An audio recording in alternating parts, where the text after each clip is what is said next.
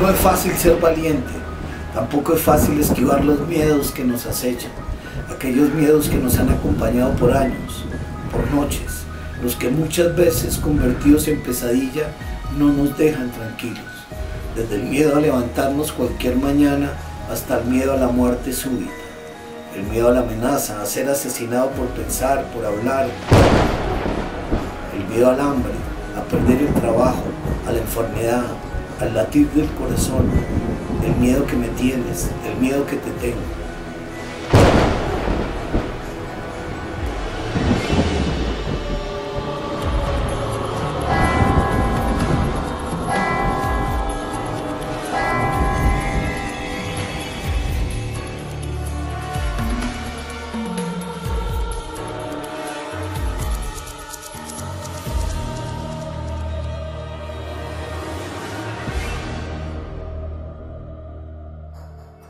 No, yo pienso que el miedo que petrifica es el miedo, llamémoslo de alguna manera, instantáneo. Es decir, un enorme ruido a tu lado que te hace reaccionar y te petrifica por algunos segundos y nada más. Es decir, llamémoslo, que podría ser considerado como un miedo, que te digo, físico, totalmente epidérmico, pero es un miedo totalmente pasajero. El otro miedo, el que tiene mil formas, el que evoluciona, el que toma destinos o que trasciende todas las épocas de la vida, el pasado, el presente y el futuro, esa es otra historia. Pero me parece muy lindo lo que tú dices, porque como preservador contra el peligro, el miedo, me parece muy lindo porque me recuerda de una cosa que uno suele hacer permanentemente, si uno tiene ese tipo de visión un poco mitológica de la vida, y es el miedo ligado, inherente al pedir permiso, por ejemplo. Es un miedo un poco relacionado como con las costumbres éticas y naturales precolombinas. Cuando tú llegas a la selva, por decir algo, en el Amazonas, uno siente un cierto temor a lo desconocido, a lo inesperado, a lo cómo pueden desarrollarse las cosas, y le pide permiso a la madre selva para entrar en sus dominios y para entrar en armonía con la naturaleza. Pero yo siento que ese pedir permiso y esa armonía tiene relaciones con el miedo. Es decir, tú eres consciente del miedo para superar el miedo por un lado, pero lo haces consciente para que no te pase nada. Lo que tú decías es un preservador frente a un posible peligro. Entonces, cuando uno se sube a una montaña, Guillo, uno también, yo hago eso generalmente, le pido permiso a la montaña, decirle: señora, voy a subir, voy a andar por sus faldas, déjeme ir tranquilo y no me haga daño. Entonces pienso que ese miedo es el, qué sé yo, el miedo positivo, se podría llamar de alguna manera, no sé. Sí. Arrastré varios miedos. Pues, evidentemente el miedo tiene otra particularidad maravillosa, y es que de las cosas supuestamente y teóricamente negativas, porque yo no creo que sea negativo, más superables es el miedo. Y es tan superable en la infancia como después en la horrible madurez en la que andamos. Por ejemplo, tú me preguntas eso, yo te digo, sí, de algún momento le tuve miedo a la luna, y luego lo que le tuve fue amor. Le tuve miedo, como todos los niños. Pero es que le tenías miedo a la luna. Me parecía rarísimo a esa cosa que brillaba en el cielo. Yo tengo una memoria por ahí de los 3 o 4 años de ver ese ente, esa especie pues de gran luminosidad, que me agobiaba y le tenía miedo, y después aprendí a amarla. Luego a la oscuridad, también relacionada un poco con el mundo de la noche, ¿no es cierto? Sí, sí. Me daba un poco de miedo, y durante muchos años le tuve miedo al avión.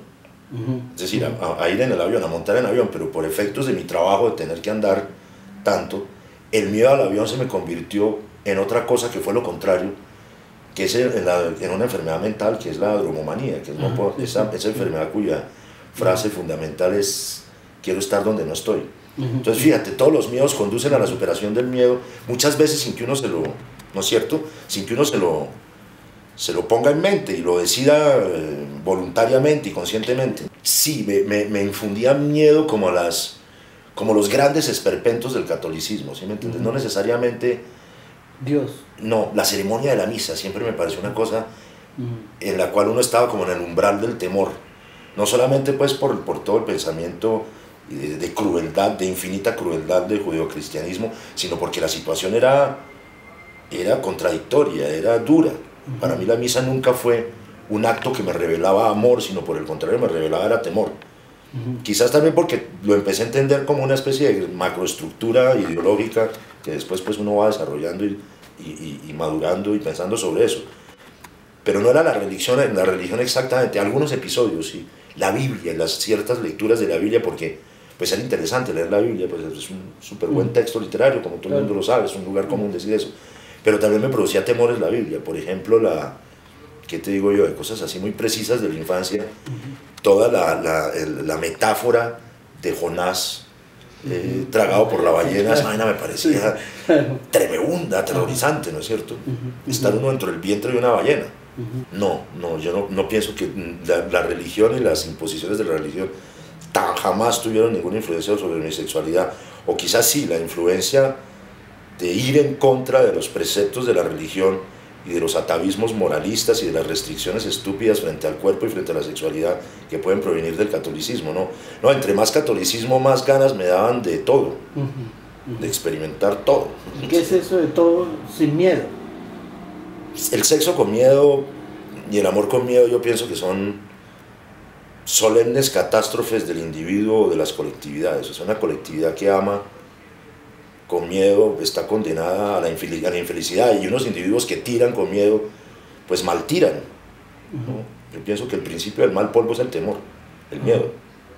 Bueno, esa es otra historia, eso sí es volvemos a la preservación de la salud. Exacto. Del miedo objetivo.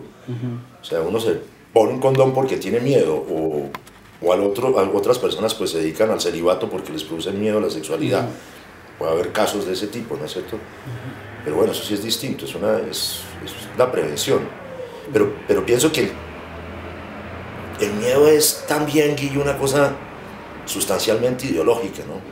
Fíjate que en Colombia lo vimos en los últimos 8 años, si me permites hablar de eso, y es la confluencia del miedo y el autoritarismo, es decir, y la negación de la libertad, ¿no es cierto? Álvaro Uribe nos hizo tener miedo para podernos sujetar. Yo pienso que buena parte de la seducción que Uribe ejerció y de alguna manera sigue ejerciendo sobre ciertos estratos fundamentalmente incultos políticamente de la sociedad colombiana estaba construida sobre el miedo, no sobre la capacidad de seducir.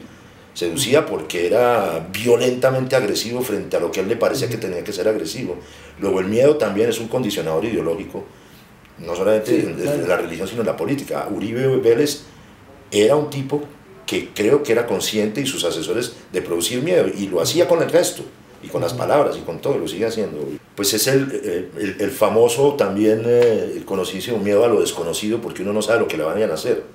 Es decir, si a ti te dicen, mira, te voy a matar en tal punto a tal hora, bueno, uno va o no va, o se confronta con ese destino o no, pero las amenazas suelen ser vagas, y entre más vagas, más eficientes, y entre más vago el miedo, menos precisable, más duro de tragárselo, ¿no? O sea, si tú le tienes miedo a cruzar la calle, pues bueno, no cruzas la calle, pero si tienes un miedo generalizado que te produce una amenaza generalizada, le empiezas a tener miedo a todo, y en ese sentido, pues, me daba miedo salir a la calle, me daba miedo coger el carro e ir en las mismas rutas, me empezaba a dar miedo vivir, que es lo que pretenden los que amenazan, ¿no es cierto?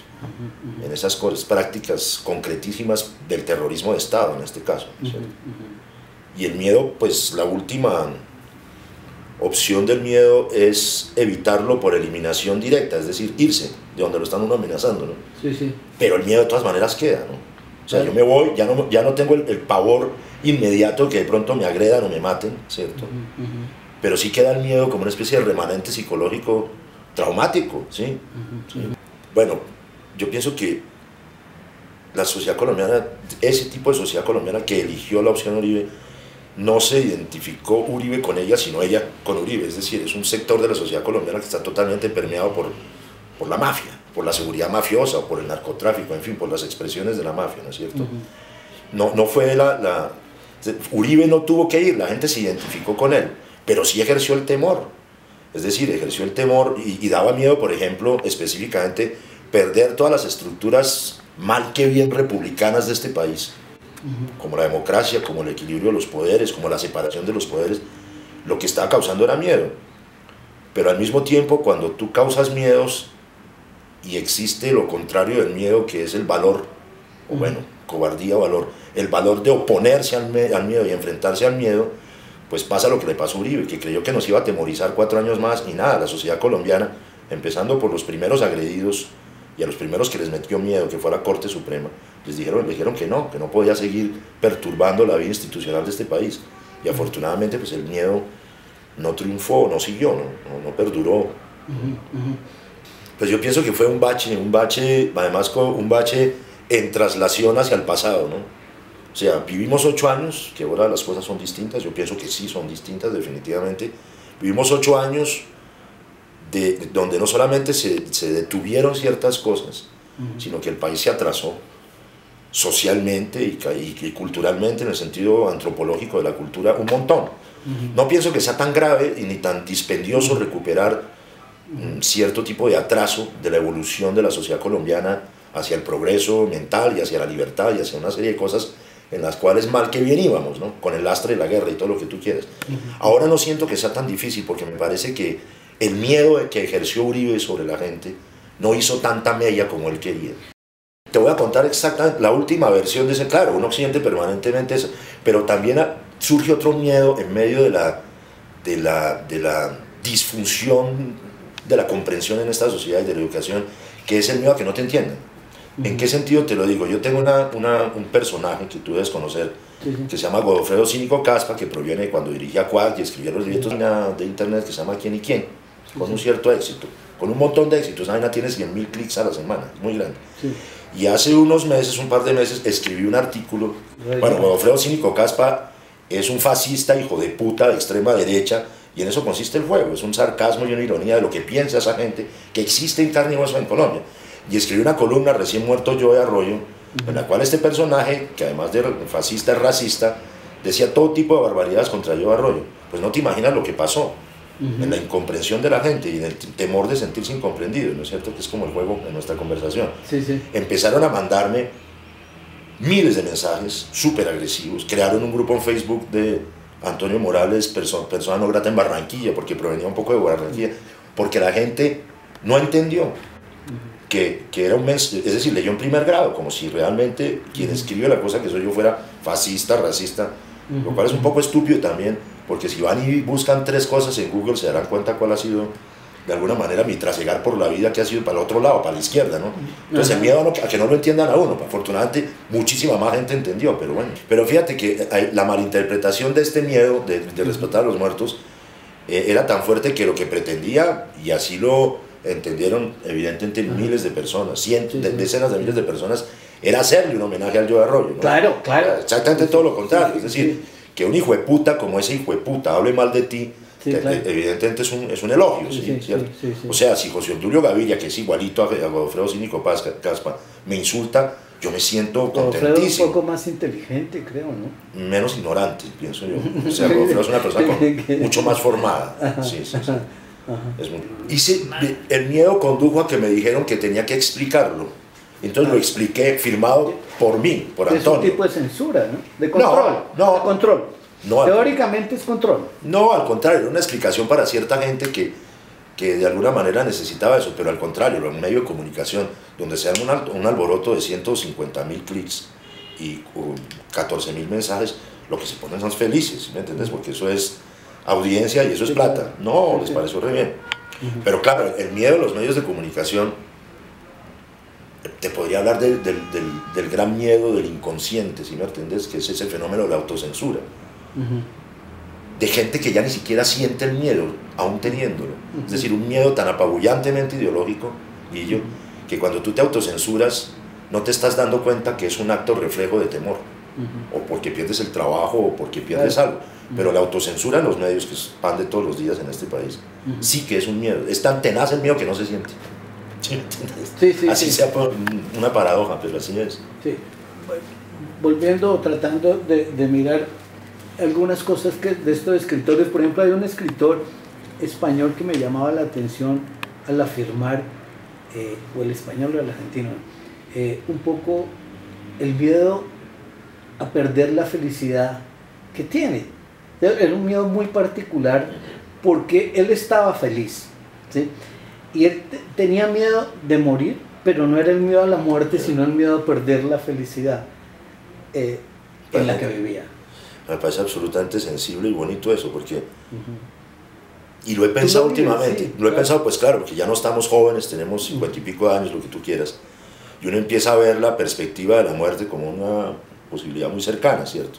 Pero también, alguna vez, no hace mucho, utilicé el tamiz justamente de la felicidad para poner ese elemento a ver, y realmente, y me imagino que debe ser así como en una constante en la gente, que uno entre más obtiene felicidad de la vida, porque uno no puede decir que uno vive en la felicidad, pero obtiene momentos de felicidad, sí. de repente más le sabe a mico la idea de morirse, ¿no? Pero al mismo tiempo, un equilibrante del miedo a la muerte en cuanto a pérdida de la felicidad, que me parece lindísimo como metáfora, es la madurez, ¿no es cierto? Al mismo tiempo es la aceptación del tiempo transcurrido y la acumulación de buenos momentos, porque los malos finalmente tú sabes que la memoria es selectiva y los manda al carajo, uno los va perdiendo, ¿cierto? Claro. Y esa acumulación de buenos momentos es tan sólida y tan fuerte que de repente hace un poquito más fácil el combate con el miedo a la muerte.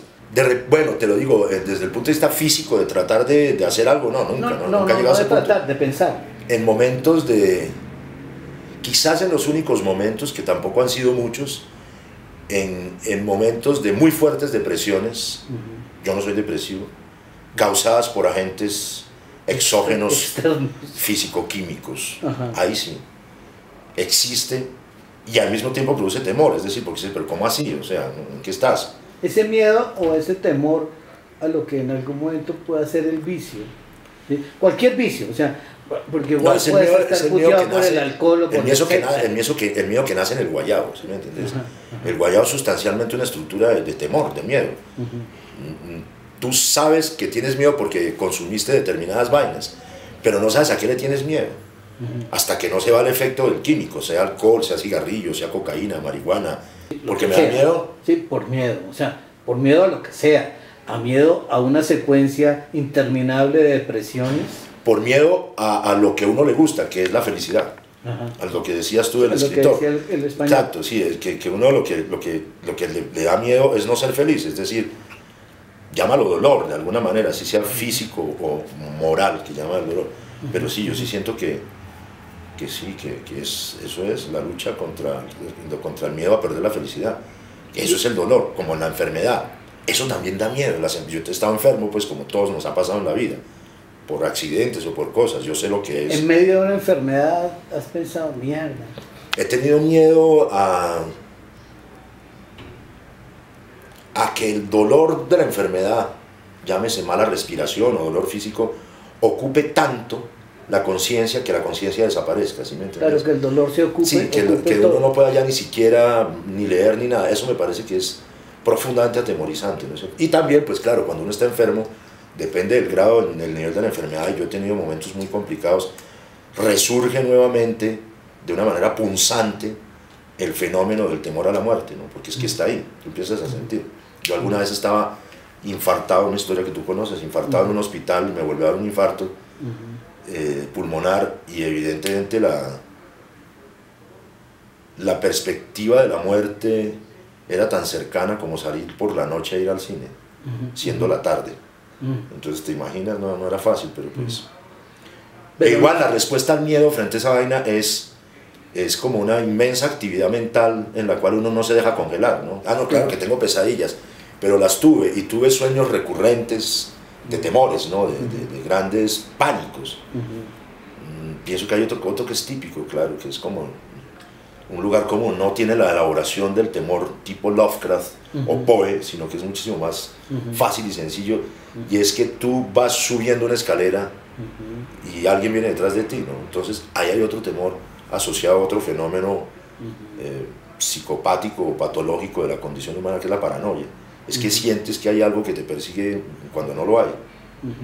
Como decía Diego Hoyos, nuestro amigo, decía, yo no soy paranoico, pero yo estoy seguro que alguien me persigue. Pero mira, por ejemplo, del miedo a lo que conduce, ¿no? Llamémoslo así, a superaciones del miedo tan absolutamente divertidas. Yo le tenía miedo al avión, y viajaba porque yo no tengo miedo. ¿Tú todavía le tienes? Bueno, yo era corresponsal de guerra, me tocaba andar por el mundo, por América, por todas partes, montado en un avión durante años. Y pienso que, por un lado, el uso del miedo hizo que el miedo desapareciera, es decir, monté tanto en un avión que ya me importaba un culo subirme a un avión también, ¿no es cierto? pero por el otro lado me ayudé de una técnica que uno podría decir, Guillo, que es una técnica antimiedo, que es ir al fondo de la estructura de lo que te produce el miedo, no el miedo, porque el miedo es totalmente... Sí, con lo del avión es inexplicable. El miedo es esencial, tú no puedes ir a ver cómo es que está hecho el miedo, no. Pero entonces lo que hice para poder superar el miedo al avión, que tú sabes cómo es, no sé, porque lo vives, fue leerme no sé cuántos libros de aeronáutica, de ingeniería aeronáutica, de aviones, de controladores aéreos, de tal manera que, te lo digo un poco vanidosamente, yo sé todo lo que pasa dentro de un avión y todo lo que pasa en una ruta. Pero problema, no sabes lo que va a pasar. Por eso no tengo miedo. Por eso no tengo miedo. Pero si hay una mínima información que se me sale de lo que yo pretendidamente sé sobre aeronáutica, ahí sí me cago en susto. Es decir, cuando siento un ruido que no es el ruido normal de un flap o de una válvula hidráulica que está moviendo un sistema de un avión, digo, mierda, aquí se está pasando algo, ¿no? Y eso generalmente casi nunca pasa, porque pues no pasa nada en los aviones. Muy poca. Pero hay veces que sí, entonces el miedo pasa a su etapa superior, que es el pánico. No, no le tiene miedo pánico, al avión, sino a la turbulencia, a lo inesperado.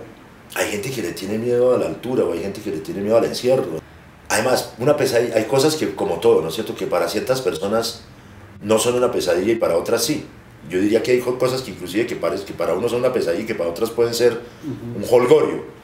Entonces te cuento esta porque era demasiado nítida y muy real en el sueño, ¿no es cierto? Todo, la puesta en escena, que los sueños, ¿no es cierto? Que alguien dirige los sueños, ¿no es cierto? Sí, claro. Ahí tiene que haber alguien que hace una puesta en escena. La historia era que yo estaba hace muchos años, porque era como en la adolescencia, por ahí era la pesadilla. Yo estaba en un sitio que nunca he conocido en la vida, que era como en una especie de gran acantilado en alguna parte de una costa que daba sobre alguna parte de una de las islas británicas, me supongo que Inglaterra misma.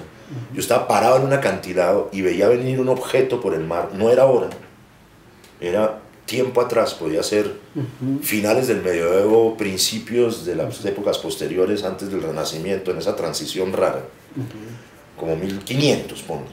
Y yo no sé por qué sabía que era 1500. Y un objeto venía del mar, en medio de la bruma típica de lo que puede ser un paisaje insular de la Gran Bretaña. Brighton. Una vaina así, o Turner, si quieres. Y a Brighton, la ciudad, dices tú. Sí.